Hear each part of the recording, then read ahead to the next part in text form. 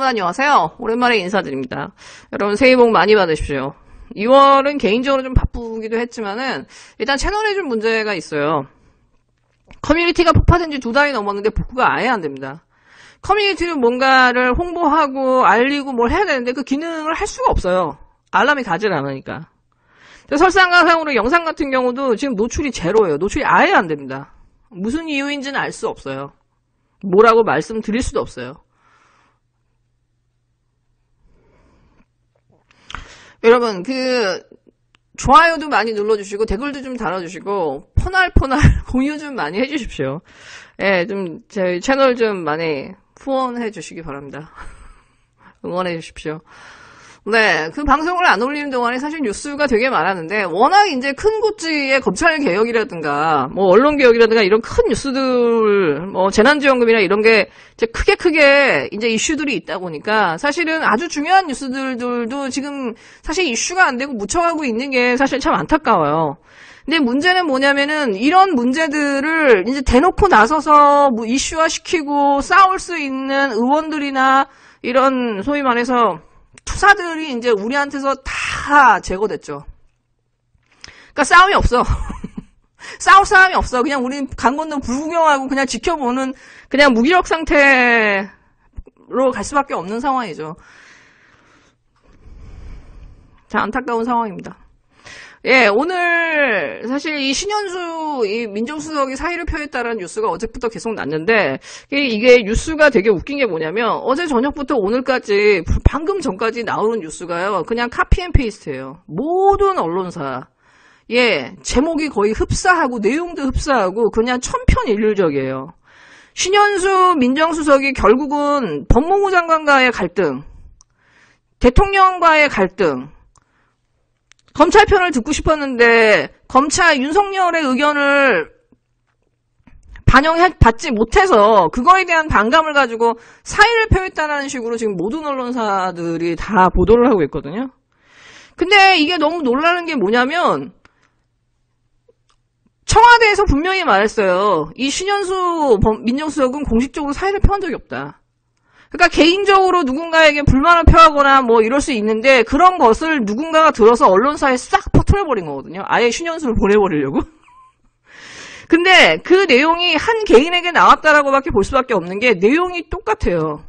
그러니까 누군가가 의도적으로 언론사에 퍼뜨린 거죠. 근데 이 기사들을 보시면 천편일률적으로 누구의 시선이냐? 윤석열의 시선이에요. 다시 말해서 이건 검찰에서 나왔다거나 검찰 편에 있는 사람에 의해서 나왔다라고밖에는 볼 수 없어요. 그리고 언론들은 이 기사의 앞에서부터 뒤에까지의 그 문맥이 제대로 이어지지 않는데도 그 어떤 의문도 제기하지 않고 그냥 예, 다 똑같이 그냥 앵무새처럼 보도를 하고 있거든요.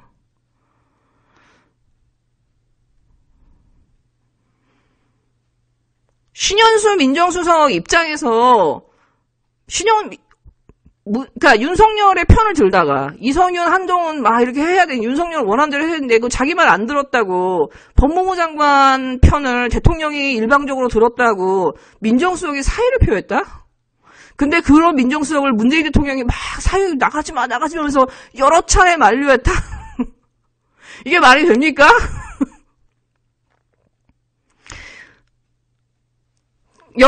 몇 가지의 팩트를 다 윤석열에게 유리하게, 검찰에 유리하게, 혹은 정말 뭐 청와대에 크게 문제가 있는 것들을 조장하기에 딱 좋게끔 이렇게 버무렸지만 사실은 이 내용의 팩트들을 이렇게 보고 있으면은 느껴지는 게 있죠. 이 민정수석이 검찰 출신이고 검찰주의자라고 소문난 사람 아니에요. 소위 말해서 윤석열과 추미애 장관의 이 극한 갈등을 언론들이 진짜 온 나라가 전쟁 난 것처럼 몰고 가는 상황에서 그렇다고 해서 민주당이 나서가지고 탄핵을 할 것도 아니면 그럼 청와대 입장에서는 지금 이 불을 빨리 꺼야 되고 이 싸움에서 물러나야 되는 상황이라고 한다면은 구원투수로 예, 신현수 예, 민정수석을 데리고 왔겠죠. 그럼 검찰 라인 다시 보강하고서는 해보자. 다시 대화를 시도해보자. 그래서 청와대의 목소리를 좀 키워보자. 라고 해서 데리고 왔겠죠. 그리고 이분 입장에서는 문재인 대통령이 대선을 도왔던 분이에요. 그리고 문재인 대통령을 통해서 영전한 사람이고 국정원에 있던 분이죠. 나름 자기도 이제 순장조라고 생각하면서 그래 문재인 대통령을 구하자라는 마음으로 왔을 확률도 저는 52% 있다고 보거든요. 이분이 검찰주의자라는 소문이 있지만 개인적으로 이분의 입장에서 봤을 때는 자기 딴에는 모든 걸 다 해봤어. 근데 이 윤석열이 너무 개차반이야. 뭘 자기 수만 조금만 틀려도 다 수사 배당해버리고, 구속영장 쳐버리는 거예요. 백윤규, 산자부 장관 구속영장 쳤을 때 대통령이 경로했다고 하잖아요. 왜 경로했겠어요? 그 목표가 대통령을 향하고 있기 때문이잖아요. 박범계가 자기 말 안 들으니까는, 바로 대전지검에다가 수사 배당하고, 그것도 같은 대전지검에다가 배당했잖아요. 지 똘마이들한테.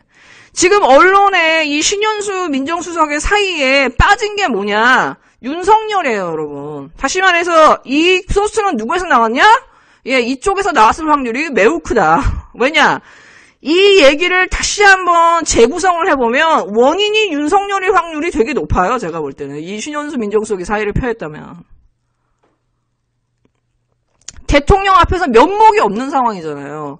적어도 내가 검찰 출신이고 윤석열하고 친하고 나 나름대로 검찰을 잘 알고 내가 잘 조율할 수 있고 정말 이 청와대를 내가 그래도 좀 더 나은 방향으로 문재인 대통령을 좀 더 모양 좋게 만들어주기 위해서 내가 들어왔다라고 하는데 막상 나는 할 수 있는 게 없는 거야. 검찰 말을 따르지 않으면 아무런 옵션이 없는 거예요. 그러면 이분의 민정수석 입장에서는 당연히 자기가 무력감을 느끼지 않겠어요? 나오고 싶지 않겠어요? 자기가 할 수 있는 일이 없는 거예요. 대통령을 도울 수도 없는 거야. 그렇다고 해서 윤석열 말이라도 한마디라도 안 들으면은 그냥 일들이 막 벌어지는데 그걸 막을 수도 없어. 너무 막대먹은 애라서. 저는 오히려 이 얘기가 지금까지 나온 팩트를 다시 재구성해보면 이게 오히려 맞아요. 이 신현수가 나가는 거에 그 근본 원인이 박범계가 아니라 윤석열의 확률이 훨씬 제가 볼 때는 높아요. 지금까지 이 워정을 보면. 근데 여기서 모든 언론이 윤석열을 싹 빼고 박범계와 대통령의 탓으로 신현수 민정수석이 나가는 것처럼 이렇게 지금 기사들을 쓰다니고 있거든요. 이게 너무 웃기다라는 거지. 양쪽에 충돌했는데 어느 한쪽 편을 민정수석이 일방적으로 들었다? 이건 말이 안 되잖아요. 만약에 정말 그게 사실이라고 하면 민정수석으로서의 가치가 없는 거죠. 당장 나가야 되는 사람이지. 근데 제가 볼 때 신현수 이 민정수석이 그랬을 거다. 100% 그랬을 거라는 생각은 잘 들지 않아요. 하여튼 언론은 그냥 검찰하고 한편이라. 황교안 의원하고 박영선 의원이 이제 며칠 전에 100분 토론했잖아요. 보시다시피 그냥 그냥 그래요. 박영선 의원도 딱히 매력 없고 우상호 도 딱히 매력 없어요. 근데 100분 토론 봤을 때 오히려 저는 우상호 의원한테 좀 호감이 더 갔는데 지금 김진애 의원하고 박영선 의원이, 그러니까 장관이 이제 마지막에 서로 맞붙어서 단일화가 될지는 모르겠지만 지금 상황에서의 여론조사를 보면은 박영선이 너무 높아요. 그러니까 진짜 인지도 깡패예요. 인지도 깡패. 아나운서 출신이다 보니까 또 방송도 워낙 잘했고. 그러니까 이 방송의 힘이나 그 사람을 끌어들이는 이거는 어쩔 수 없는 것 같아. 이 방송인으로서. 근데 정말 저 사람이 내면이 괜찮고 괜찮은 정치인이고 컨텐츠가 있느냐에 대해서는 전 늘 퀘스천 마크죠. 근데 이 상황에서 우리는 아무런 선택이 없는 거야. 최선을 선택할 수도 없어. 그냥 이기는 쪽으로 해. 무조건 우리는 이겨야 돼. 토착애국와의 전장이야. 또 시작됐거든요. 그러니까 여기서 너무나 무기력감을 느끼는 거예요. 그냥 어쩔 수 없는 상황인 거죠. 그러니까 마지막까지 저는 김진애 의원이랑 박영선 의원이 한 번이라도 토론이라도 해서 어떤 단일화의 모습을 좀 저는 봤으면 좋겠고요. 그렇게 해서 국민들이 어떤 선택이든지 할 수 있게끔 제거되고 배제되는 이런 식으로 차선을 선택을 강요하지는 않았으면 좋겠어요. 저는 끝내 우리가 박영선의 몰표를 던지는 한이 있더라도. 재난지원금 문제에 대해서 언급을 거의 안 했었는데 오늘은 안 할 수가 없네요. 일단 민주당에서 선별지급하고 코로나가 잦아들고 총선이 끝난 다음에 전 국민 지급을 하겠다라고 어저께 이제 공식적으로 발표를 했는데 결국 이거 홍남기가 원하는 대로 된 거잖아요. 근데 저는 이게 무슨 의미로 들렸냐면은 그냥 이번 선거는 별로 관심이 없어져도 돼? 이런 걸로 들리는 거예요. 왜냐? 지금 이 상황에서 선별 지급을 하겠다라고 하는 거는요, 그냥 선거를 지겠다는 얘기예요. 선별 지급은 국민들한테 일단 어려워요. 여론전을 어떤 식으로 하는지 모르지만은, 가장 명확한 건 뭐냐면, 뉴스에서 엊그저께 나왔지만은, 2차나 3차 재난지원금을 한 개 가구가 못 받았다는 게 37%가 나왔다고 그러잖아요. 선별 지급을 할 때 급한 사람한테 먼저 주는 게 맞다라고 하는 게 취지였는데 막상 정말 급한 사람들은 아직도 2차, 3차 재난지원금을 못 받았단 말이에요. 산정이 못하니까. 다시 말해서 선별 지급을 하겠다라는 거는 안 주겠다는 얘기예요. 급한 사람들 안 주겠다는 얘기거든. 정말 죽겠는 사람들. 선거를 지겠다라는 거죠. 그러니까 자기들 국회의원 됐으니까 상관없다 이거야? 야, 이건 좀 너무한 거예요. 예를 들어 미국만 하더라도 소상공인들한테 폐업자금이라든가 코로나로 인해 자기가 입은 손해에 대해서 보상하는 그런 재난지원금 같은 것들이 계속 나왔죠. 예를 들어서 유럽이나 미국 같은 경우는 그게 최대한 빨리빨리 될 수밖에 없는 게 뭐냐면 일단 그 사람들은 세금을 체계적으로 내잖아요. 자기의 세금이나 소득이 어느 정도 투명하단 말이에요. 그렇게 해서 예를 들어서 2020년에 3월부터 12월까지 와 2019년에 3월부터 19월까지의 이 소득과 올해 대비의 소득을 내가 명확하게 어느 정도 알 수 있잖아요. 왜? 페이퍼상으로 존재하거든요. 그렇기 때문에 내가 얼마만큼 손해를 입었는지를 바로 청구할 수 있는 거예요. 어느 정도 액수가 나오니까 거기에 몇 프로. 근데 한국 같은 경우는 소상공업자들이 세금을 안 내는 그 사람들이 50% 넘잖아요. 그러면 말로 내가 손해를 입었다라고 하는 게 어느 정도 손해를 입었는지를 입증할 게 아무것도 없는 상황이거든요. 다시 말해서 한국에서 선별지급이라고 하는 것 자체가 되게 말도 안 되는 말이에요.